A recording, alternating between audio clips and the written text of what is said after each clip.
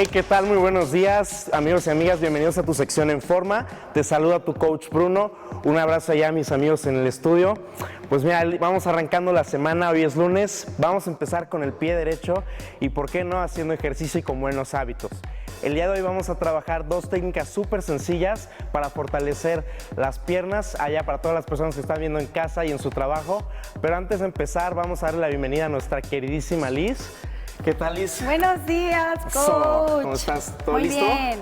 Lista. Y recuerden, amigos, agüita, todo el tiempo estarnos hidratando, ¿verdad, Es correcto, es lo más importante, siempre tener nuestra botellita de agua. Ok, vamos a empezar con nuestra activación. Para nuestra activación, ustedes les sugiero que agarren una mochila, algún objeto. Si están en su casa, puede ser el garrafón del agua. Y vamos a empezar a redondear el objeto. Muy bien. De la siguiente manera, muy bien. Con esto trabajamos, vamos a calentar tobillo, rodilla y cadera. Muy bien, Liz. Sí, se siente. ¿Se siente? Se siente. Ok, cronómetro en mano, ustedes lo van a hacer 30 segundos.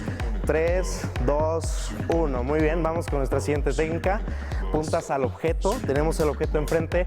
Vamos a ir una punta en la otra punta. Muy bien, el otro pie, el otro. Muy bien. Coach, y si somos muy pros, ¿podemos brincarlo? Si son muy pros, pues pueden hacer esto también. Muy bien. Para los que no pueden hacer eso, pues está bien esta velocidad, ¿no? Muy bien, igual seguimos activando nuestro cuádriceps, el femoral, la cadera sobre todo, ¿va? 3, 2, 1. Muy bien, Liz, ahora sí vamos a empezar con la parte central del ejercicio. Vamos a hacer dos técnicas súper sencillas para que ustedes puedan mejorar su peso muerto y su sentadilla. Vamos a empezar primero con una sentadilla. Tienen el objeto atrás, entonces pueden ustedes agarrar una silla, lo que tengan, y nos vamos a sentar en el objeto. Al sentarse en el objeto y al pararse vamos a llevar nuestras manos por arriba de la cabeza. Muy bien, Liz. Esto para darnos estabilidad.